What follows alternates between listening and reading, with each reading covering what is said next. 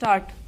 Before I come to other points, I think it is necessary for me to deal with the substitute motion which has been moved by my honorable friend.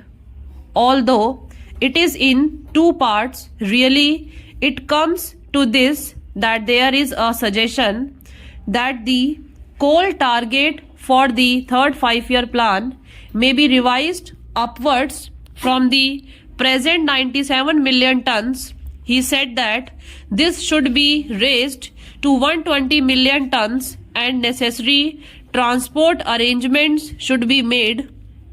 If in our country our resources were such that we could find ourselves in an easy position, obviously we should always plan in a little easy manner our targets for coal production, transport, power and some other basic things, but we have to take a realistic view.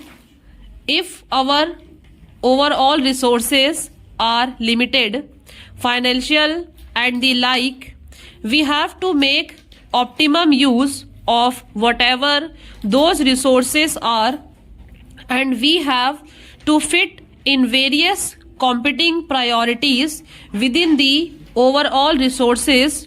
This is a matter which was discussed at great length when we were discussing some days ago our third 5-year plan. The third 5-year plan has now been approved by Parliament after a very lengthy and a detailed discussion in both houses of Parliament. Howsoever tempting this idea may appear to be, namely that we should plan for more transport, for more coal, for more power and for a number of other things which are basic, they have to take their chance and they have to be fitted within the overall resources that are available. It is true that when the first exercise was made about the target for the third 5-year plan, the working group that was entrusted with this task came almost to the conclusion that the figure should be round about 120 million tons. But I would like to share with the Honorable House the processes that were gone through before the figure was arrived at. What should be the total requirement of steel to maintain a certain tempo of development in the course of the next 5 to 10 years? We had to start somewhere, so we started with steel. With so much more steel, what should be the additional quantity of coal that has to be raised not only to feed the steel plants but the additional transport that will be required for them.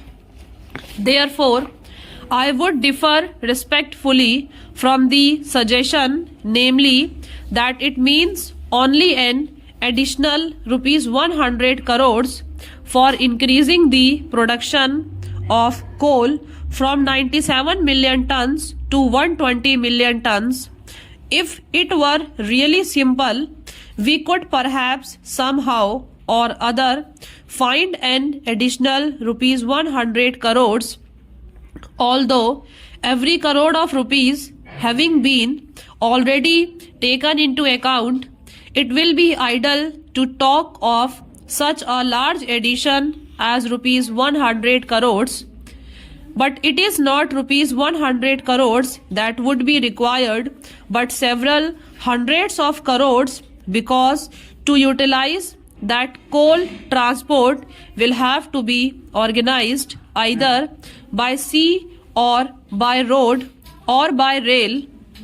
For the utilization of that coal, another heavy investment would be required in the form of consuming centers, in the form of other new industrial plants or power plants or the like, we must not too much obsessed by the present difficulties. By all means, let us try to solve them. Let us not form an exaggerated opinion of the overall requirements from the temporary shortages that we felt towards the end of the second plan period. Let us not think radically in revising upwards the figures which cannot, I would repeat, be revised singly. They are a part of an integrated whole. That means really an upward revision of the total size of the plan by another 20% or so, which I think is a suggestion which I am afraid the government cannot accept. Therefore, I would submit that upward revision by that large quantity cannot be accepted, although it is tempting. If I take a purely administrative view, it is easy for me to say that this is a good suggestion and we should accept it, but we have to view that in the light of the overall requirements of the country, the overall capacity of the country to consume and the overall capacity of the country to invest the financial resources and other organizational resources, in order to be able to revise upward our total plan by that significant percentage, that I am afraid is not possible. Therefore, this figure of 97 million tons which has been mentioned in the plan has been arrived at after very careful consideration of the various requirements. Having said that much on the resources position, I would like to say something about production. Honorable members have given a great deal of thought to it, and naturally the discussion has been somewhat discursive and a little overlapping, which was quite natural when we are discussing such a wide subject.